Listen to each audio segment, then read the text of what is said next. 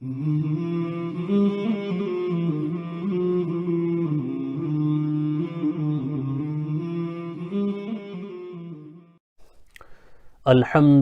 لله الذي خلق الأفلاك والأرضين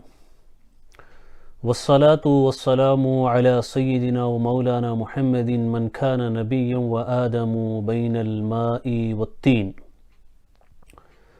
وعلى آله وأصحابه الطيبين الطاهرين ومن تبعه بإحسان إلى يوم الدين أما بعد فأعوذ بالله من الشيطان الرجيم بسم الله الرحمن الرحيم أولئك كتب في قلوبهم الإيمان وأيدهم بروح منه صدق الله العظيم وصدق فيما بلغنا رسوله النبي الأمين المتين الحبيب الكريم ونحن على ذلك لمن الشاهدين والشاكرين والحمد لله رب العالمين.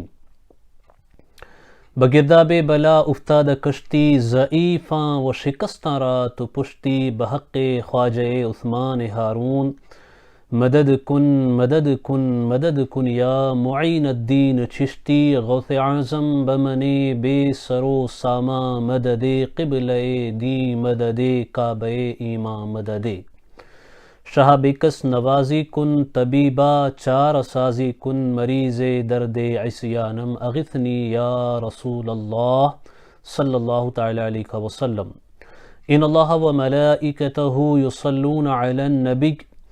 یا ایہا الذین آمنوا صلوا علیہ وسلموا تسلیما. اللہم صلی علی سیدنا و مولانا محمد طب القلوب و دوائها وعافیت الابدان وشفائها ونور الابصار وضیائها وآلہ وصحبہ وبارک وسلم. الحمدللہ رب العالمین. سیدنا سرکار امام عشق و محبت، امام اہل سنت، مجدد دین و ملت، اعلیٰ حضرت امام احمد رضا خان فاضل بریلوی رضی اللہ تعالی عنہ کے 102ویں عرس کی مناسبت سے اعلیٰ حضرت سیریز کا جو سٹارٹ اپ ہوا، جو اس کی ابتدا کی گئی، اس کی آج یہ دوسری کڑی ہے. اللہ تبارک و تعالیٰ کی بارگاہ میں ہم دعا گو ہیں کہ اللہ تبارک و تعالیٰ ہمیں حق کہنے، آپ سب کو حق سننے اور ہم سب کو حق پر عمل کرتے رہنے کی اللہ تبارک و تعالیٰ توفیق رفیق عطا فرمائے. الحمدللہ رب العالمین. اللہ کا احسان ہے کہ اعلیٰ حضرت سیریز کی کڑی، اس سلسلے کی یہ دوسری کڑی ہم لے کر آپ کی بارگاہ میں حاضر ہیں. اور آج اس گفتگو کا جو عنوان ہے میری گفتگو کا، وہ اعلیٰ حضرت رضی اللہ تعالی عنہ اور جدید سائنس. اس اینگل سے اور اس نقطۂ نظر سے انشاءاللہ العظیم ہم کچھ معروضات آپ کی نظر کرنے کی سعادت حاصل کریں گے. جس آیہ کریمہ کا میں نے آپ کے سامنے ذکر کیا، جو آیہ کریمہ میں نے آپ کے سامنے تلاوت کی، اللہ سبحانہ و تعالیٰ اس میں فرماتا ہے اولئک کتب فی قلوبہم الایمان وایدہم بروح من. یہ وہی لوگ ہیں جن کے دلوں میں اللہ نے ایمان کو نقش فرما دیا ہے. وایدہم بروح من، اور اللہ نے روح القدس کے ذریعے سے ان کی مدد فرمائی. اعلیٰ حضرت رضی اللہ تعالی عنہ سے جو علمی کام ہوئے ان کو دیکھنے کے بعد، اور پھر اس آیہ کریمہ سے جو آپ نے اپنا سن نکالا اس سے بھی، اور جو خصوصی فضل اللہ تبارک و تعالیٰ کا آپ کی ذات بابرکت پر ہے، اس سے اس بات کا اندازہ ہوتا ہے اور یہ بات ظاہر ہوتی ہے کہ یہ آیہ کریمہ اعلیٰ حضرت کی ذات پر کس حد تک اور کس طرح واضح طور پہ منطبق ہوتی ہوئی نظر آتی ہے. اعلیٰ حضرت امام اہل سنت رضی اللہ تعالی عنہ یقیناً ان خوش نصیب ہستیوں میں ہیں جو صدیوں میں پیدا ہوتے ہیں. شاعر کہتا ہے کہ ہزاروں سال نرگس اپنی بے نوری پہ روتی ہے، تب جا کر ہوتا ہے چمن میں کوئی دیدہ ور پیدا. بر صغیر ہند و پاک میں جہاں گستاخیوں کے جنگلات بسانے کی کوشش کی گئی، جہاں گستاخیوں کے ویرانے پھیلے ہوئے تھے، جہاں گستاخیوں کے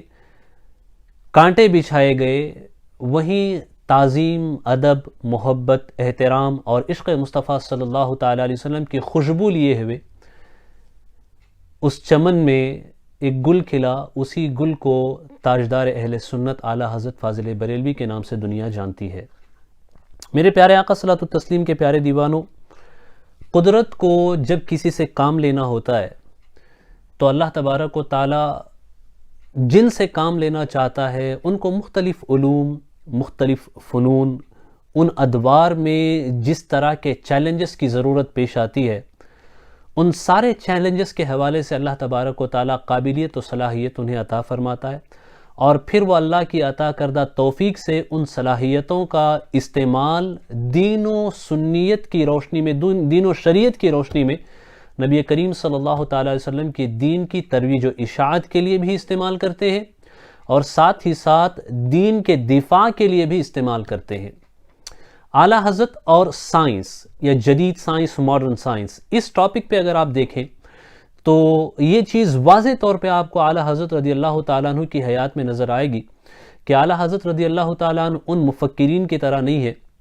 اعلیٰ حضرت رضی اللہ تعالیٰ عنہ نام نہاد آزاد خیال لوگوں کی طرح نہیں ہے جو سائنس کی بتائی ہوئی ہر بات کے آگے زانو ادب طے کرتے ہوئے نظر آتے ہیں۔ بس سائنس نے کہہ دیا تو تسلیم کر لو، سائنس نے یہ کہہ دیا تو مان لو۔ اعلیٰ حضرت کی ذات وہ نہیں ہے، چونکہ اعلیٰ حضرت رضی اللہ تعالیٰ عنہ سائنس کے آگے زانو ادب طے نہیں کرتے ہیں، اعلیٰ حضرت قرآن کے آگے زانو ادب طے کرتے ہیں۔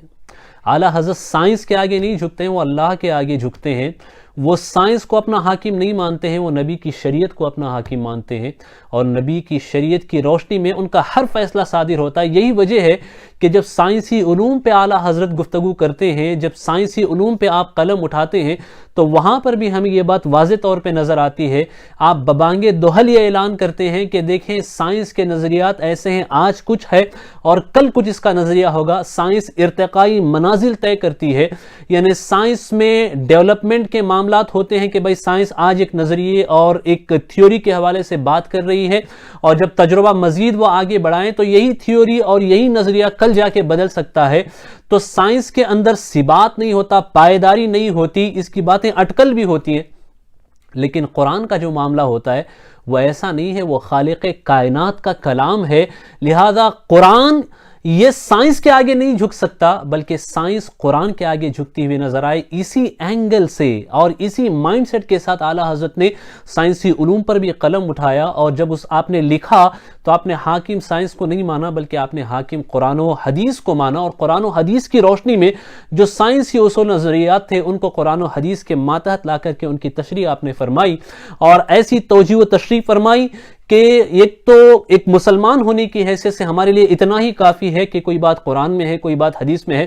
باقی دنیا کیا بڑبڑاتی ہے اس سے نہ ہمیں کوئی فرق پڑتا ہے اور نہ ہمیں کوئی فرق پڑنا چاہیے، کیونکہ مومن ہونے کی شرط یہی ہے کہ اللہ اور اس کے رسول کا حکم یہ سب سے اوپر، سب سے اعلیٰ اور سب سے اول، سب سے زیادہ فوقیت اللہ اور اس کے رسول ہی کے حکم کو ہمیں دینا ہے۔ تو قرآن و حدیث نے ہمیں کوئی بات کہہ دی تو اس کے آگے ہم کسی کی نہیں سنتے ہیں اور ہم اس کے آگے کسی کی بات نہیں مانتے ہیں۔ باقی دنیا کو جو بڑبڑانا ہے، باقی دنیا کو جو کہنا ہے، دنیا کہتی رہے، ہم اسے نہیں مانتے۔ اور اعلیٰ حضرت کی حیات میں بھی ہمیں یہی چیز نظر آتی ہے کہ آپ نے قرآن و حدیث نے جو اصول فراہم کیے، انہی اصول کی روشنی میں آپ نے سائنسی نظریات و افکار کی تشریح و توضیح کی، اور جب تشریح و توضیح کی تو اعلیٰ حضرت نے جو لاجیکل اینگل ہے،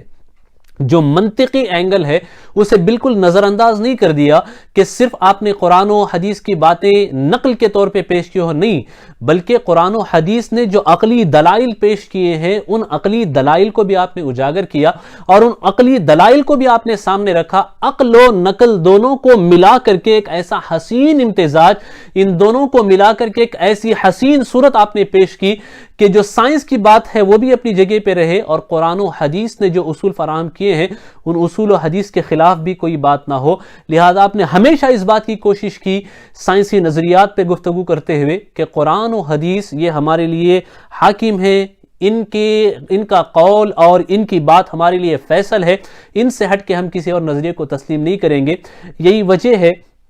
کہ اعلیٰ حضرت رضی اللہ تعالی عنہ نے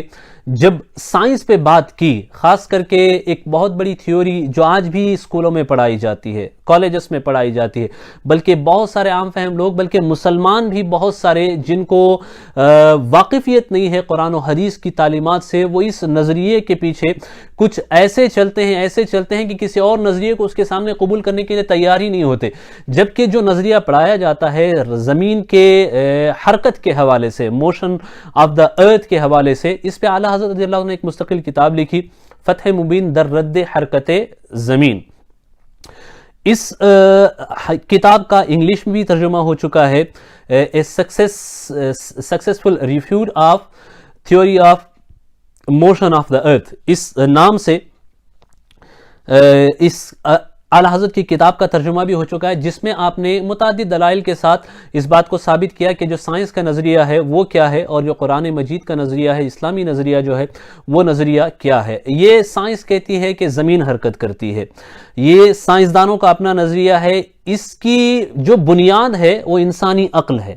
انسانی عقل، انسانی سوچ، پھر ان کی تحقیق اور ان کا تجربہ، ان چیزوں کی بنیاد پہ کہتے ہیں کہ زمین جو ہے یہ حرکت کر رہی ہے۔ اور یہ جو نظریہ ہے، یہ نظریہ آج کا نظریہ نہیں ہے، اس نظریے کو فیثاغورس نے پیش کیا، اس کے بعد کوپرنیکس نے اس نظریے کی تائید کی، آئنسٹائن جو اعلیٰ حضرت رضی اللہ عنہ کا معاصر ہوتا ہے اس نے بھی اس نظریے کی ابتداء میں مخالفت کی، اس نے جو نظریہ پیش کیا وہ پرانے نظریے کو رد کرتا تھا کہ زمین حرکت کرتی ہے، اس نظریے کے رد میں اس نے نظریے کو پیش کیا، لیکن بعد میں اس کی کچھ ایسی توجیہ کر دی جس سے جو پرانا نظریہ تھا اسی نظریے کی تائید ہوتی ہوئی نظر آتی ہے۔ تو ان لوگوں کے نظریات کے مطابق آپ یہ سمجھیں کہ زمین جو ہے حرکت کرتی ہے۔ اعلیٰ حضرت رضی اللہ تعالیٰ عنہ نے قرآن و حدیث کی روشنی میں یہ توجیہ پیش کی اور یہ نظریہ پیش کیا کہ زمین حرکت نہیں کرتی ہے، زمین ساکن ہے، زمین حرکت نہیں کرتی ہے، البتہ چاند و سورج یہ حرکت کرتے ہیں، زمین حرکت نہیں کرتی۔ اس میں بڑے ہی منطقی انداز میں آپ نے گفتگو کی، بڑی ہی منطقی عقلی دلائل آپ نے اس کے اندر پیش کیے، بلکہ اگر آپ اعلیٰ حضرت کی کتاب کا مطالعہ کریں تو آپ کو پتہ چلے گا، فتح مبین در رد حرکت زمین، اس میں آپ نے 105 دلائل قائم کیے، 105 دلائل، 105 proofs اعلیٰ حضرت رضی اللہ عنہ has provided here۔ اعلیٰ حضرت نے 105 دلیلیں پیش کی، اور ان 105 دلیلوں میں کمال کی بات تو یہ ہے کہ اس میں سے صرف 15 دلیلیں ایسی ہیں جو ہمیں ماضی میں کتابوں میں اس کا ذکر ملتا ہے، باقی جو 90 دلیلیں ہیں وہ اعلیٰ حضرت کی اپنی ایجاد ہے۔ اعلیٰ حضرت رضی اللہ تعالیٰ عنہ نے خود ان دلیلوں کے، اعلیٰ حضرت ان دلیلوں کے موجد ہیں، اور وہ ایسی عقلی دلائل ہیں کہ اگر جو لوگ اس نظریے اور اس تھیوری کو پروموٹ کرتے ہیں کہ زمین حرکت کر رہی ہے، if you have guts then you should challenge the theory which provided by امام اہل سنت اعلیٰ حضرت رضی اللہ تعالیٰ عنہ۔ If you have the power then you can counter all the proofs which اعلیٰ حضرت has provided here۔ اعلیٰ حضرت نے جو دلائل دیے ہیں، اگر وہ لوگ جو زمین کے ساکن ہونے کے نظریے کی مخالفت کرتے ہیں تو اعلیٰ حضرت نے ہوا میں تو بات نہیں کی، اعلیٰ حضرت نے یوں ہی تو بات نہیں کہہ دی، وہ جو 105 دلیلیں ہیں آپ اس کو کاؤنٹر کیجئے، عقلی طور پہ اس سے بات کیجئے، عقل کا سہارا لے کر کے بات کیجئے، لاجک کو استعمال کر کے بات کیجئے، اور دلیل کا رد دلیل سے ہونا چاہیے، یہ نہیں کہ وہ ہوا میں بات کرتے ہوئے۔ اعلیٰ حضرت نے دلیلیں دے کر کے آتھینٹک بات کی ہے۔ اگر آپ کے پاس، آپ کو آپ کے نظریے پہ اتنا یقین ہے تو آپ اس نظریے کو کاؤنٹر کر سکتے ہیں، آپ اس پہ آ کے بات کر سکتے ہیں۔ اعلیٰ حضرت رضی اللہ تعالیٰ نے جو دلائل دی ان دلائل کا آپ رد کر سکتے ہیں۔ آج بہت سے ایسے سائنسداں ہیں جنہوں نے اعلیٰ حضرت کے بتائے ہوئے نظریات کو قبول کیا ہے، اعلیٰ حضرت کے بتائے ہوئے نظریے کو تسلیم کیا ہے، اعلیٰ حضرت کے بتائے ہوئے نظریے کو مانا ہے، اور کہا ہے کہ یہ نظریہ جو اس سے پہلے والے لوگوں نے پیش کیا اس نظریے سے کئی زیادہ آتھینٹک لگتا ہے، پریکٹیکل لگتا ہے، ریئلسٹک لگتا ہے، اور دلائل سے بھرا ہوا ہے۔ ایسا نہیں کہ بات یہاں صرف ہوا میں ہو رہی ہے۔ 105 دلیلیں، اب آپ سوچئے، یہ کیا اعلیٰ حضرت نے کسی آکسفورڈ میں جا کر کے تعلیم حاصل کی تھی؟ اعلیٰ حضرت نے جا کے کیمبرج میں داخلہ لیا تھا؟ اعلیٰ حضرت نے کسی یونیورسٹی میں داخلہ نہیں لیا، دل کو عشق مصطفیٰ سے معمور کیا، قرآن و حدیث کا علم حاصل کیا، اور فیوز و برکات کی جو برسات دایار مصطفیٰ سے، در مصطفیٰ سے ان پہ ہوتی تھی، انہی برکات کے نتیجے میں اعلیٰ حضرت نے شریعت مطہرہ پہ اٹھنے والے سارے اعتراضات کا جواب دیا۔ اب آپ کہیں گے زمین کے ساکن ہونے کے حوالے سے اور زمین کے متحرک ہونے کے حوالے سے اس پہ شریعت پہ کیا الزام آتا ہے؟ اللہ اکبر، میں آپ کو بتاؤں قرآن مجید نے جو نظریہ پیش کیا کہ زمین حرکت نہیں کرتی ہے بلکہ زمین کے گرد یہ جو سورج ہے وہ حرکت کرتا ہے، زمین ساکن، یہ نظریہ اعلیٰ حضرت رضی اللہ تعالیٰ عنہ نے پیش کیا قرآنی آیات سے استنباط و استدلال کرتے ہوئے۔ اور اس پر اگر آپ کہیں کہ شرعی نقطہ نظر سے اس میں کیا قباحت آتی ہے، تو میں آپ کو بتانا چاہتا ہوں کہ وہ سائنسداں جو زمین کے متحرک ہونے کا قول کرتے ہیں، جو کہتے ہیں کہ زمین ساکن نہیں ہے، ارتھ از روٹیکٹنگ، کہ زمین گھوم رہی ہے، زمین چکر لگا رہی ہے۔ یہ اور بات ہے کہ ان کے اندر بہت سارے اختلافات ہیں کہ زمین گھوم رہی ہے تو کیسے گھوم رہی ہے، یہ مختلف سائنسداں مختلف باتیں کرتے ہیں۔ تو میں آپ کو یہاں بتانا چاہتا ہوں وہی سائنسدان جو اس نظریے کے حامی ہیں کہ زمین گھوم رہی ہے، زمین حرکت کر رہی ہے، زمین ساکن نہیں ہے، وہ آسمان کا انکار کرتے ہیں۔ وہ سیدھے سیدھے آسمان کا انکار کرتے ہیں، آسمان کا وجود نہیں ہے، آسمان کوئی چیز نہیں ہے، وہ اس بات کا انکار کرتے ہیں۔ اب آپ ذرا سوچئے کہ اس کے اثرات کیسے ہوں گے، اس کے اثرات کتنے دور تک جائیں گے۔ آسمان کا اگر انکار کر دو تو اس کا مطلب یہ ہوا زبور شریف، توریت شریف، انجیل شریف، قرآن مجید اور وہ آسمانی صحائف جو اللہ نے نازل فرمائے، ان سب کا کوئی وجود ہی نہیں ہے۔ جب آسمان کا وجود نہیں ہے تو آسمانی کتابوں کی کیا حقیقت؟ اس طور پہ سارے کے سارے ادیان کا رد ہوگا، سارے انبیاء علیہ السلام کی تکذیب ہوگی، ان سب کی تردید ہوگی، ان سب کا انکار ہوگا۔ جب یہ قباحتیں اس نظریے سے پیش آنے لگی، تب بریلی کی سرزمین سے ایک درویش اٹھا جس نے علم عشق مصطفیٰ کے ذریعے حاصل کیا، جس نے علم قرآن و حدیث کی روشنی میں حاصل کیا، اور قرآن و حدیث سے استدلال کرتے ہوئے ان کی نظریات کا ایسا رد کیا کہ آج درجنوں سائنسداں اعلیٰ حضرت کے نظریے اور تھیوری اور اعلیٰ حضرت کی تحقیق کو سلام پیش کرتے ہیں اور اسے تسلیم کرنے پہ مجبور نظر آتے ہیں۔ میرے پیارے آقا صلاۃ التسلیم کے پیارے دیوانوں، اگر اعلیٰ حضرت کی حیات میں آپ دیکھیں تو اعلیٰ حضرت رضی اللہ تعالیٰ عنہ نے فتاوی رضویہ شریف کے اندر بھی اگر آپ دیکھیں تو اعلیٰ حضرت نے جا بجا اس بات کا تذکرہ فرمایا،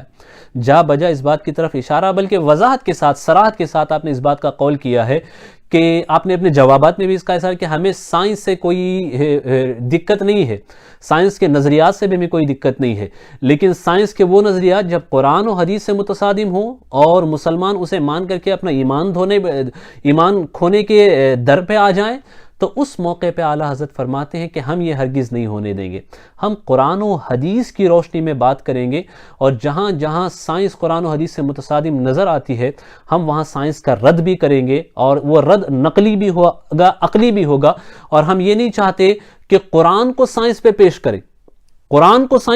کریں اور پھر سائنس اگر صحیح کہے تو ہم قرآن کو صحیح مانیں۔ ایسا ہرگز نہیں ہو سکتا۔ سائنس چاہے جو کہے، ہمیں اس سے مطلب نہیں ہے، ہم سائنس کو قرآن پہ پیش کرتے ہیں۔ اگر سائنس کے جو نظریات ہیں قرآن ان کی تائید کرتا ہے تو ٹھیک ہے، اگر قرآن ان کی تائید نہیں کرتا ہے تو ہمیں ان نظریات سے کچھ لینا دینا نہیں ہے۔ باقی دنیا کو جو کہنا ہے وہ کہیں، اور دنیا اپنے کہنے میں خوش رہے۔ ہمیں اس دنیا سے اور دنیا کے لوگوں کے کہنے سے کوئی فرق نہیں پڑتا ہے۔ ہمارے لیے ما قال اللہ و ما قال الرسول، جو اللہ نے کہا، جو اللہ کے رسول نے کہا صلی اللہ علیہ وسلم، وہ اہمیت رکھتا ہے، اور انہی کی باتوں پہ ہم نے ایمان لایا ہے، اور سائنس کی باتوں پہ تو ہم نے ایمان نہیں لایا۔ ہم نے ایمان اللہ کی ذات پہ اور رسول کریم صلی اللہ علیہ وسلم کی ذات پہ لایا۔ ہمارا ایمان قرآن پہ، حدیث پہ، ہمارا ایمان سائنس پہ نہیں ہے۔ اعلیٰ حضرت نے اسی نظریے کو آگے بڑھا، اور اس نظریے کے ذریعے سے اعلیٰ حضرت نے گفتگو فرمائی۔ اگر آپ اعلیٰ حضرت کی حیات اور اعلیٰ حضرت کی جو کتابیں ہیں ان میں دیکھیں تو تقریباً 150 کتابیں، 150 بکس، 150 کتابیں ایسی ہیں جن میں اعلیٰ حضرت نے مستقلاً سائنسی موضوعات پہ گفتگو کی ہے، یا اجمالاً و تفصیلاً آپ نے سائنسی نظریات و افکار پہ گفتگو کی ہے، اور قرآن و حدیث کے دلائل اور اسلامی نظریات، صحابہ کرام کے اقوال اور تابعین کے اقوال اور مفسرین کے اقوال، ان سب کی روشنی میں آپ نے سائنسی افکار و نظریات کو پرکھا بھی ہے، اور ان کے حوالے سے آپ نے گفتگو کی ہے۔ یہ چیزیں آپ کو اعلیٰ حضرت کی حیات میں نظر آئیں گی۔ اب آپ دیکھیں ایسٹرونومی کے حوالے سے اگر آپ لے لیں، علم توقیت، ایسٹرولوجی کے حوالے سے آپ لے لیں، تو آپ کو پتہ چلے گا کہ اعلیٰ حضرت کی مہارت اس میں کس حد تک ہے، کس حد تک اعلیٰ حضرت اللہ کو اس میں مہارت تامہ حاصل ہے، اور اعلیٰ حضرت کو اللہ نے کیا ملکہ اس میں عطا فرمایا تھا۔ اللہ اکبر۔ میں اس پہ آ رہا ہوں، اس سے پہلے ایک بات اور میں کہنا چاہتا ہوں، اگر آپ اعلیٰ حضرت کو پڑھیں گے سائنسی نقطہ نظر سے، اور جدید سائنس کے جو نظریات ہیں ان میں اگر آپ پڑھیں، ساؤنڈ کے حوالے سے، یہ آواز جو ہے اس کے حوالے سے، اور لائٹ کے حوالے سے، روشنی، ریفلیکشن آف لائٹ کے حوالے سے پڑھیں آپ، ریفریکشن آف لائٹ کے حوالے سے پڑھیں،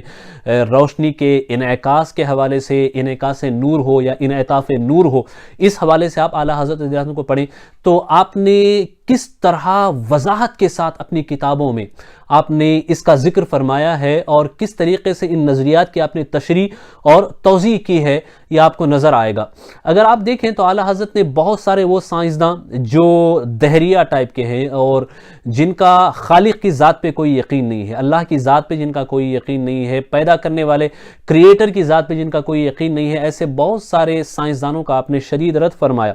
بطلیموس کے حوالے کا رد فرمایا، اور بھی دوسرے سائنسدانوں کو بھی آپ نے رد فرمایا۔ اگر آپ دیکھیں تو آپ اعلیٰ حضرت کی حیات میں دیکھیں گے کہ آپ کوپرنیکس کی جو تھیوریز ہیں، بطلیموس کے جو نظریات ہیں، اس کے علاوہ آئنسٹائن کے جو نظریات ہیں، نیوٹن کے جو نظریات ہیں، ان کے نظریات، اس کے بعد نصیر الدین طوسی کے جو نظریات ہیں، ان کے بعض نظریات کی اعلیٰ حضرت تردید کرتے ہوئے نظر آتے ہیں۔ اور اعلیٰ حضرت کی کتابوں میں اگر ہم دیکھیں تو ہمیں جو ماضی کے دوسرے سائنسداں ہیں، جیسے ابن الحیثم ہے اس کے، اور خوارزمی ہے، اور ابو ریحان البیرونی ہے، ان کے جو نظریات ہیں، ان کے بعض نظریات کی تائید اعلیٰ حضرت کی کتابوں سے ہوتی ہوئی نظر آتی ہے، اور اعلیٰ حضرت نے ان کے بعض نظریات کی تائید بھی کی ہے۔ تو تقریباً 150 کتابیں اس بات پہ شاہد ہیں کہ بریلی کی سرزمین سے جنم لینے والے یہ عظیم ذات، جسے دنیا میں اللہ نے 100 صدی کا مجدد بنا کر کے بھیجا تھا، تو وہ ایک اپنے وقت کا عظیم سائنسداں بھی تھا، اور اپنے وقت کا عظیم ماہر سائنس پہ عبور رکھنے والا تھا، اس کی گواہی دیتے ہوئے عالم عرب کے علماء بھی نظر آتے ہیں۔ علامہ یوسف اسماعیل النبہانی رضی اللہ رحمۃ اللہ تعالیٰ علیہ یہ فرماتے ہیں، آپ نے اعلیٰ حضرت کے فتاویٰ کو پڑھا، پڑھنے کے بعد کہتے ہیں کہ اعلیٰ حضرت کی جو کتابیں ہیں ان کو پڑھنے کے بعد اس بات کا احساس ہوتا ہے کہ اعلیٰ حضرت صرف علوم نقلیہ کے ماہر نہیں تھے، بلکہ علوم عقلیہ میں بھی آپ دسترس رکھتے تھے، اور سائنسی علوم کے ایک عظیم ماہر کا نام اعلیٰ حضرت ہے، امام اہل سنت احمد رضا خان فاضل بریلوی ہے۔ یہ گواہی دینے والا لبنان کا مفتی اعظم ہے، جو اپنے وقت کا ولی کامل شمار کیا جاتا ہے، وہ اس بات کی گواہی دیتے ہوئے نظر آتے ہیں۔ اب آئیں، اعلیٰ حضرت نے علم توقیت، اس حوالے سے میں بات کر رہا تھا، سورج نکلتا کب ہے، سورج ڈوبتا کب ہے، اور زوال کا وقت کب شروع ہوتا ہے، اور مکروہ اوقات کب داخل ہوتے ہیں، نماز کب پڑھنی چاہیے، کب نہیں پڑھنی چاہیے، یہ سب چیزیں مسلمانوں کے ڈیلی مسائل سے ریلیٹڈ ہیں۔ علم توقیت وغیرہ جب آپ نے پڑھا، اعلیٰ حضرت نے پڑھانا شروع کیا تو اس وقت کوئی کتاب نہیں تھی۔ علامہ حامد رضا خان جو اعلیٰ حضرت کے صاحبزادے ہوتے ہیں، آپ اعلیٰ حضرت رضی اللہ عنہ سے یہ علم سیکھ رہے تھے، ساتھ ہی ساتھ علامہ سید ظفر الدین بہاری رحمۃ اللہ تعالیٰ علیہ یہ بھی اعلیٰ حضرت رضی اللہ تعالیٰ عنہ سے علم توقیت سیکھ رہے تھے۔ اس وقت کوئی کتاب نہیں تھی، تو اعلیٰ حضرت نے زبانی ان کو اصول و قواعد لکھوائے۔ ان اصول و قواعد کو علامہ ظفر الدین بہاری رحمۃ اللہ تعالیٰ علیہ انہوں نے نوٹ کیا، اس کے بعد پھر انہوں نے کچھ توضیحات اور تشریحات کے ساتھ الجواہر والیاقوت فی علم التوقیت کے نام سے ایک رسالہ، اس کو شائع بھی آپ نے کرائے ترتیب دیا، جو رسالہ چھپ چکا ہے، اور جو لوگ اس میں مزید معلومات حاصل کرنا چاہتے ہیں اس رسالے کی طرف آپ رجوع کر سکتے ہیں۔ اعلیٰ حضرت کی جو نظر تھی علم توقیت پر، یہ بڑی گہری نظر تھی، بڑی گہری نظر۔ جو لوگ یورپ میں بستے ہیں وہ جانتے ہیں کہ یہاں نمازوں کے اوقات کے حوالے سے بہت سارے مسائل درپیش ہیں، اور اگر ٹائم ٹیبل لوگوں کے پاس نہ ہو، ریٹن ٹائم ٹیبل نمازوں کا باضابطہ طور پہ نہ ہو، تو سحری کے اوقات ہوں، افطاری کے اوقات، سحری کے حوالے سے وقت ہو، فجر کا وقت ہو، عشاء کا وقت ہو، ان چیزوں میں بڑی دقتیں پیش آتی ہے۔ اور پانچوں وقت، چونکہ یہاں یورپ وغیرہ کے اندر ساؤنڈ اور اذانوں کا وہ سسٹم نہیں ہے، چونکہ گھروں گھروں میں ہوتا ہے، اسپیکر کے تھرو یا ریڈیو کے تھرو اذانیں اگر جائیں تو اذانیں جا سکتی ہیں، باقی لاؤڈ سپیکر کا یہاں ویسا انتظام نہیں جیسا بر صغیر میں ہوتا ہے کہ بر صغیر میں لاؤڈ سپیکر پہ اذانیں ہوتی ہیں اور نماز کا اعلان ہوتا ہے، تو یہاں وہ سسٹم تو نہیں ہے۔ تو یہاں ٹائم ٹیبل کی بڑی اہمیت ہے، اور یہی وجہ ہے کہ ہر مسجد تقریباً ٹائم ٹیبل ایوری منتھ وہ پرنٹ کرتے ہیں، پھر ان کو فارورڈ کیا جاتا ہے، بھیجا جاتا ہے اور لوگوں تک پہنچایا جاتا ہے تاکہ وہ سورج نکلنے، سورج کے ڈوبنے، نمازوں کے اوقات کا پتہ لگا سکیں. لیکن اعلیٰ حضرت رضی اللہ تعالیٰ کے دور میں نہ پرنٹ مشین کا کوئی وجود تھا اس طریقے سے، اور پرنٹنگ کوئی اتنی پرنٹنگ کے فیلڈ میں مشینوں نے اتنی ترقی نہیں کی تھی جیسے کہ آج ہوتا ہے. اس طرح کے معاملات نہیں تھے. طباعت میں بھی بہت ساری چیزیں اس وقت پیش آتی تھیں. اس وقت کے جو بھی آلات ہوتے تھے اس حساب سے وہ طباعت کے معاملات ہوتے تھے. لیکن اعلیٰ حضرت کے ذہن میں سورج نکلنے کے حوالے سے، سورج کے ڈوبنے کے حوالے سے، اور سورج کی گردش کے، سورج کے چکر کے حوالے سے، سورج کے سفر کے حوالے سے ساری چیزیں اتنی مہارت کے ساتھ آپ کے دل و دماغ میں وہ چیزیں موجود تھی کہ آپ سیکنڈوں کے ساتھ بتاتے تھے کہ سورج نکلتا کب ہے، کتنے منٹ کتنے سیکنڈ پہ نکلے گا، کتنے منٹ کتنے سیکنڈ پہ ڈوبے گا. یہ آپ بزبانی بغیر کسی کتاب کی طرف رجوع کے اعلیٰ حضرت رضی اللہ تعالیٰ کو بیان کر دیتے تھے. آپ ایک مرتبہ بدایوں شریف اعلیٰ حضرت تشریف لے گئے. بدایوں شریف میں علامہ عبدالقادر بدایونی علیہ الرحمہ آپ ایک مسجد میں امامت فرماتے تھے. اعلیٰ حضرت فجر کی نماز کا وقت تھا، اعلیٰ حضرت تشریف لے گئے اور علامہ عبدالقادر بدایونی رحمہ اللہ وہ اس مسجد کے امام ہوا کرتے تھے. جب فجر کا وقت ہوا تو انہوں نے اعلیٰ حضرت کو نماز کے لیے آگے بڑھایا، امامت کے لیے آگے بڑھایا. اعلیٰ حضرت نے فجر کی امامت فرمائی اور آپ نے طویل قرات کی. جب آپ نے قرات کی تو مولانا عبدالقادر بدایونی رحمۃ اللہ تعالیٰ علیہ اور جو دوسرے مصلیین تھے ان کو کچھ تشویش ہونے لگی، کہیں ایسا تو نہیں ہے کہ قرات کافی لمبی ہو گئی ہے اور کہیں ایسا تو نہیں ہوگا کہ سورج نکل نہیں گیا ہے. وہ لوگ آئے اور لوگ آنے کے بعد باہر آ کر کے دیکھ رہے تھے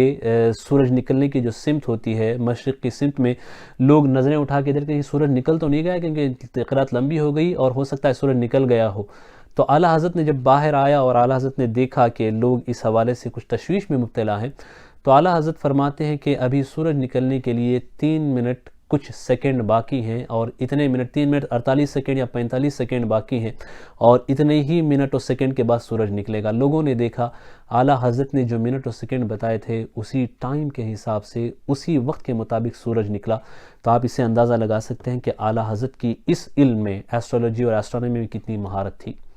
یہ ملکہ ہوتا ہے، کمال ہوتا ہے. یہ سب چیزیں کسب سے حاصل نہیں ہوتی ہیں بلکہ اللہ عطا فرماتا ہے. جس کو مجدد بنانا مقصود ہو اسے وہ سارے علوم عطا کیے جاتے ہیں جن کی ضرورت پیش آتی ہے.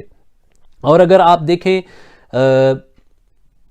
1919 میں 1919 میں غالباً ایک امریکی پروفیسر ہوا کرتا پروفیسر البرٹ ایف. اس پروفیسر نے ایک ایسی پیشن گوئی کی جس پیشن گوئی نے سارے لوگوں کو پریشانی میں مبتلا کر دیا. اس کی پیشن گوئی کچھ ایسی تھی کہ جو مختلف سیارے ہیں وہ فلاں فلاں تاریخ کو 17 دسمبر کو فلاں فلاں برج میں ہوں گے اور پھر ان کی وجہ سے سورج کے اندر ایک سوراخ پیدا ہوگا، سورج کے اندر ایک داغ پڑے گا، اور جب یہ داغ پڑے گا تو اس کے نتیجے میں یہ ہوگا کہ زمین میں بہت سارے زلزلے ہوں گے، طوفان برپا ہوگا اور بڑی تباہی مچے گی. اور یہ پٹنہ کے ایک اخبار کے اندر شائع بھی ہو گیا اور بہت سارے لوگ جو غیر مسلم تھے وہ تو پریشان ہوئے ہی، ساتھ جو کمزور ایمان والے یا کمزور اعتقاد والے مسلمان تھے، دین سے جن کی دوری تھی وہ بھی اس میں پریشان ہونے لگے. تو علامہ سید ظفر الدین بہاری رحمۃ اللہ تعالیٰ نے اعلیٰ حضرت کی بارگاہ میں سوال کیا کہ حضور ایسا مسئلہ ہے، فلاں اس سائنسدان نے، سائنٹسٹ نے اس طریقے کی پیشن گوئی کی ہے جس کی وجہ سے کافی پریشانی اور لوگوں میں خوف و ہراس کا ماحول پھیلا ہوا ہے. تو اعلیٰ حضرت رضی اللہ تعالیٰ عنہ نے ایک دم علمی طریقے سے اور سائنٹیفک طریقے سے لاجک کو بھی سامنے رکھتے ہوئے، اس علوم کے جو نظریات و اصول ہیں، اس علوم کے جو رولز ہیں، ان رولز کو سامنے رکھتے ہوئے، ایسٹرونومی اور ایسٹرولوجی ان ساری چیزوں کو، علم نجوم کو سامنے رکھتے ہوئے اعلیٰ حضرت رضی اللہ تعالیٰ عنہ نے اس کا جواب دیا اور فرمایا کہ یہ جو پروفیسر کہہ رہا ہے اس کی بات میں کوئی دم نہیں ہے. انشاءاللہ العظیم ایسا کوئی حادثہ یا واقعہ 17 دسمبر کو پیش نہیں آئے گا. تو اعلیٰ حضرت نے جو جواب دیا تھا اور اس کی پیشن گوئی کا رد کیا تھا، دنیا نے دیکھا. 17 دسمبر کا جب دن آیا تو اس امریکی سائنٹسٹ اور سائنسدان کی جو پیشن گوئی تھی اس کی بات غلط ثابت ہوئی، اور بریلی کے تاجدار غلام مصطفیٰ عبد مصطفیٰ اعلیٰ حضرت امام اہل سنت احمد رضا خان فاضل بریلوی نے قرآن و حدیث کی روشنی میں جو جواب دیا تھا وہ جواب صحیح ثابت ہوا، اور یہاں پہ بھی یہ بات ثابت ہوئی کہ سائنسداں اور سائنس میں مہارت رکھنے والے جو دعوے کرتے ہیں ان کا اعتماد عقل پہ ہوتا ہے، اور جو مصطفیٰ کے غلام ہوتے ہیں ان کا اعتماد مصطفیٰ کی زبان پہ ہوتا ہے اور اللہ کے فرمان پہ ہوتا ہے، اور مصطفیٰ کریم کے فرمان اور اللہ کے فرمان کبھی غلط نہیں ہو سکتے، وہ جو فرما دیا گیا وہ ہو کے رہے گا، اور حق اور ثبات اسی میں ہے۔ میرے پیارے آقا صلی اللہ علیہ وسلم کے پیارے دیوانوں، اسی طریقے سے آپ دیکھیں اعلیٰ حضرت رضی اللہ عنہ کی حیات طیبہ میں تو آپ کو پتہ چلے گا کہ اعلیٰ حضرت نے دینی معاملات میں جہاں سائنس کی ضرورت پیش آئی وہاں اعلیٰ حضرت رضی اللہ تعالیٰ عنہ نے کھل کر کے قرآن و حدیث کی روشنی میں ان کے حوالے سے وضاحت پیش کی، قرآن و حدیث کی روشنی میں ان کے حوالے سے اعلیٰ حضرت رضی اللہ تعالیٰ عنہ نے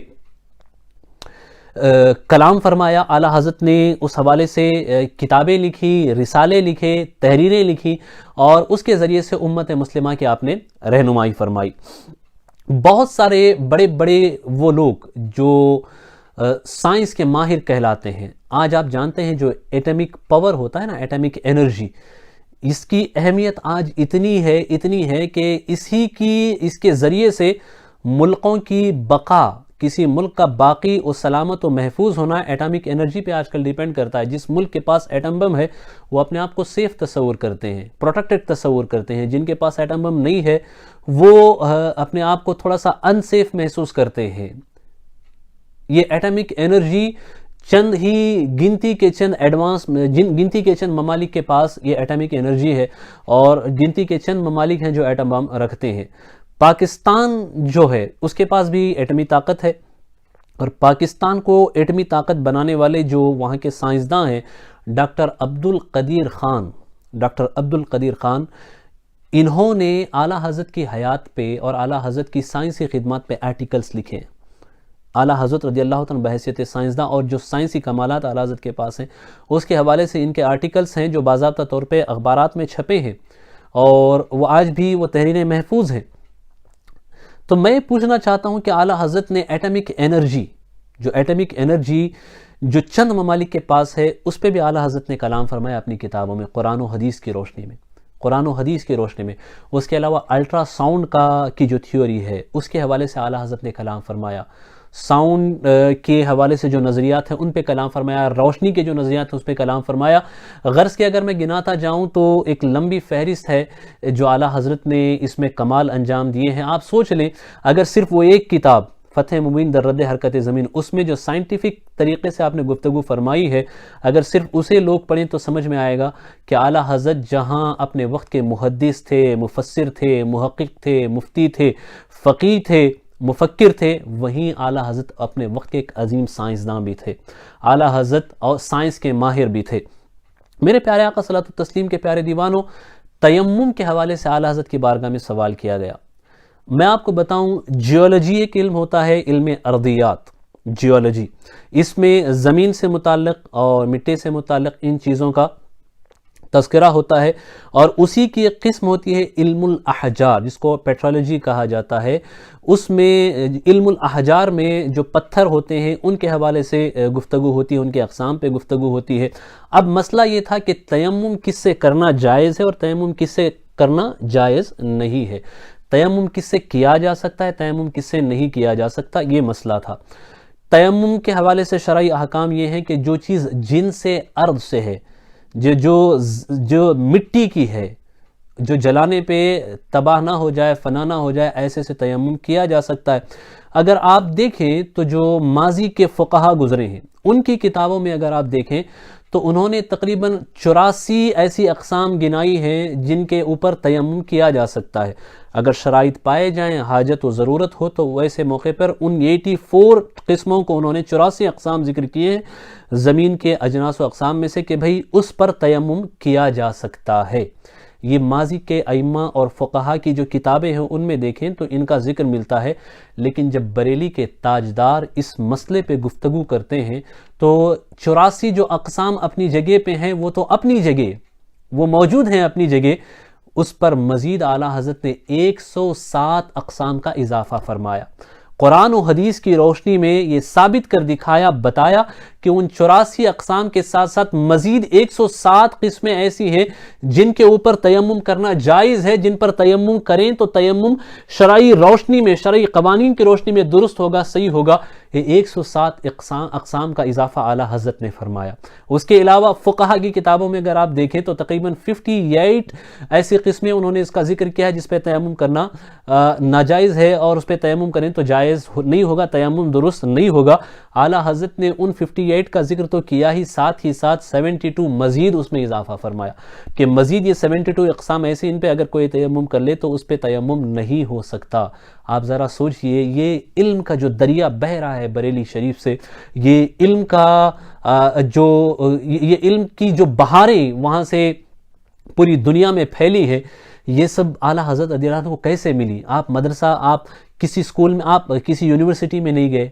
آپ آکسفورڈ میں نہیں گئے، بس ہم اتنا ہی کہہ سکتے ہیں کہ وہ حضور صلی اللہ علیہ وسلم کے معجزوں میں سے ایک معجزہ ہیں، وہ کرامت ہیں، اللہ کے ولیوں کی کرامت ہے، وہ چلتی پھرتی کرامت ہے۔ یہ علم بارگاہ مصطفیٰ صلی اللہ تعالیٰ علیہ وسلم سے عطا کیا گیا علم ہے، جس کا استعمال اعلیٰ حضرت سائنسی نظریات و افکار کو کاؤنٹر کرنے کے لیے استعمال کرتے ہیں، اور جب شریعت پہ حملہ ہو تو اس کا دفاع کرنے کے لیے بھی اعلیٰ حضرت رضی اللہ تعالیٰ عنہ اس علم کا استعمال کرتے ہیں، اور یہ ثابت کرتے ہیں کہ سائنس اپنی جگہ پر، لیکن جو نظریہ قرآن نے پیش کیا، جو نظریہ حدیث نے پیش کیا، وہ نظریہ سب سے اہم، سب سے قوی، سب سے مضبوط اور سب سے اعلیٰ نظریہ ہے، اور اعلیٰ حضرت کی اسی کوشش کو دنیا سلام کرتی ہوئی بھی نظر آتی ہے۔ پانی کے حوالے سے آپ لے لیں، پانی کے رنگ کے حوالے سے سائنسدانوں کے اندر اس بات کا اختلاف پایا جاتا ہے۔ سائنسداں کچھ یہ کہتے ہیں کہ water is a colour less liquid, پانی کا کوئی رنگ نہیں ہے، کوئی کہتے ہیں the color of water is a white، پانی کا رنگ جو ہے سفید ہے، کوئی کہتے ہیں پانی کا رنگ سیاہ ہے۔ اعلیٰ حضرت جب اس پہ گفتگو کرتے ہیں تو اعلیٰ حضرت رضی اللہ تعالیٰ عنہ نے ان تینوں نظریات کا رد فرمایا۔ اعلیٰ حضرت نے اس نظریے کا بھی رد فرمایا جو یہ کہتے ہیں کہ پانی کا کوئی رنگ نہیں، اعلیٰ حضرت نے اس نظریے کا بھی رد فرمایا جو کہتے ہیں کہ پانی جو ہے وائٹ رنگ کا ہوتا ہے، اور اعلیٰ حضرت نے اس نظریے کا بھی رد فرمایا جو یہ کہتے ہیں کہ پانی کا رنگ جو ہے یہ سیاہ ہے۔ پھر اعلیٰ حضرت نے قرآن و حدیث کی روشنی میں اور جدید تحقیق آپ نے پیش کی، عقلی نقلی دلائل پیش کر کے آپ نے جدید تحقیق پیش کی، جس میں آپ نے یہ بتایا کہ پانی کا رنگ دراصل یہ سیاہی مائل ہے، مکمل سیاہ نہیں، سیاہی مائل ہے، اور سیاہی کی طرف مائل ہونے والا یہ رنگ ہے۔ اعلیٰ حضرت نے یہ نظریہ پیش کیا۔ میرے پیارے آقا صلاۃ و تسلیم کے پیارے دیوانوں، آخری بات کہہ کر کے میں اپنی گفتگو کو سمیٹنے کی کوشش کروں گا۔ علم تکثیر، آپ جانتے ہیں کہ بہت سارے نقوش ہوتے ہیں جو لکھے جاتے ہیں، کچھ نقوش ایسے ہوتے ہیں جو مثلث ہوتے ہیں، سرکل شیپ میں ہوتے ہیں، راؤنڈ شیپ میں، کچھ مربع ہوتے ہیں، اسکوائر شیپ میں ہوتے ہیں۔ تو فرمایا جاتا ہے کہ تقریباً 20% ایسے مشائخ کرام ہیں جو مشہور قاعدے کے تحت یہ مثلث اور مربع جو نقوش ہیں ان کو بھرنے کا علم رکھتے ہیں۔ اب رہی بات کہ اس نقش کو بھرنا، اس میں کامل مہارت جو ہے یہ 400-500 میں سے شاید 1-2 شیوخ و مشائخ اور ماہرین کو حاصل ہوتی ہے۔ علامہ سید ظفر الدین بہاری رحمۃ اللہ تعالیٰ علیہ، ان کی ملاقات ایک شاہ صاحب سے ہوئی جن کا دعویٰ یہ تھا کہ علم تکثیر صرف وہی جانتے ہیں، ان کے علاوہ کوئی اور نہیں جانتے۔ تو علامہ ظفر الدین بہاری رحمۃ اللہ تعالیٰ علیہ نے ان سے سوال کیا کہ آپ نقش کو کتنے طریقوں سے بھر سکتے ہیں، کتنے طریقوں سے آپ نقش کو بھر سکتے ہیں؟ تو وہ جناب جواب دیتے ہیں میں 16 طریقوں سے نقش کو بھر سکتا ہوں، اس نقش کو میں مکمل کر سکتا ہوں، بھر سکتا ہوں 16 طریقوں سے۔ پھر انہوں نے سوال کیا کہ آپ کتنے طریقوں سے بھر سکتے ہیں؟ تو علامہ سید ظفر الدین بہاری رحمۃ اللہ تعالیٰ علیہ کہتے ہیں کہ میں جس علم تکثیر میں آپ کا یہ دعویٰ ہے کہ آپ اس کو 16 طریقوں سے بھر سکتے ہیں اس نقش کو، اور آپ کے علاوہ کوئی اس کو نہیں جانتا، تو کہتے ہیں میں ان نقوش کو تقریباً 1100 طریقوں سے بھر سکتا ہوں، 1100 طریقوں سے۔ اللہ اکبر! آج اگر ڈھونڈیں تو آپ کو خال کوئی ایسے ملیں گے جو ان نقوش کو بھرنے میں مہارت رکھتے ہوں۔ علامہ ظفر الدین بہاری جو اعلیٰ حضرت کے شاگرد ہیں فرماتے ہیں میں 1100 طریقوں سے بھر سکتا ہوں۔ ان شاہ صاحب کے ہوش اڑ گئے، ان شاہ صاحب نے تعجب کے ساتھ پوچھا کہ میاں آپ نے یہ سیکھا کہاں سے؟ تو آپ نے فرمایا میں نے بریلی کے تاجدار امام اہل سنت کی بارگاہ میں زانو ادب طے کیے، میں نے ان کی بارگاہ سے یہ علوم سیکھے۔ تب ذرا سوچئے جب شاگرد 1100 طریقوں سے اس نقش کو بھر سکتا ہے تو جو ان کے استاد ہیں ان کی مہارت کا عالم کیا ہوگا۔ پھر انہوں نے پوچھا اچھا آپ 1100 طریقوں سے بھر سکتے ہیں تو آپ کے جو استاد ہیں اعلیٰ حضرت فاضل بریلوی رضی اللہ تعالیٰ عنہ وہ ان نقوش کو کتنے طریقوں سے بھر سکتے ہیں؟ تو علامہ سید ظفر الدین بہاری رحمۃ اللہ تعالیٰ ان کو جواب دیتے ہیں کہ میں تو 1100 طریقوں سے بھر سکتا ہوں اور اعلیٰ حضرت تقریباً 2300 سے زائد طریقوں سے ان نقوش کو بھرنے پہ مہارت تامہ رکھتے ہیں اور کمال رکھتے ہیں۔ یہ شان ہے اعلیٰ حضرت کی، جن علوم کو لاکھوں میں چند لوگ جانتے ہو ان علوم کو اعلیٰ حضرت رضی اللہ تعالیٰ عنہ متعدد طریقوں سے جانتے ہیں۔ ان میں اعلیٰ حضرت کی کتابیں ہیں۔ ایک مختصر سا خاکہ تھا جو اعلیٰ حضرت سیریز کے دوسری کڑی کے طور پہ آج ہم نے اعلیٰ حضرت اور ماڈرن سائنس کے عنوان پہ آپ کے سامنے پیش کرنے کی کوشش کی، اور اسی پہ ہم اپنی گفتگو کو ختم کرتے ہیں۔ بس اللہ تعالیٰ کی بارگاہ میں دعا ہے کہ اعلیٰ حضرت رضی اللہ تعالیٰ عنہ نے جو نظریات ہمیں دکھائے، اعلیٰ حضرت نے جو روشنی ہمیں دکھائی، اعلیٰ حضرت نے جو علم و حکمت کے دریا آپ کے در سے جو جاری ہوئے، اللہ تعالیٰ اس کا فیضان ہمیں بھی عطا فرمائے، اور اللہ تبارک و تعالیٰ ہم سب کو اعلیٰ حضرت سے محبت و عقیدت رکھتے ہوئے جینے کی توفیق عطا فرمائے، اور اللہ تبارک و تعالیٰ اعلیٰ حضرت کے علوم و فنون کو مزید عام کرنے کی ہمیں توفیق عطا فرمائے۔ کہنے سنے میں کوئی خطا ہو، غلطی ہو، اللہ تعالیٰ معاف فرمائے۔ استغفر اللہ ربی من کل ذنب و خطیئۃ واتوب الیہ وما علینا الا البلاغ۔ السلام علیکم ورحمۃ اللہ وبرکاتہ۔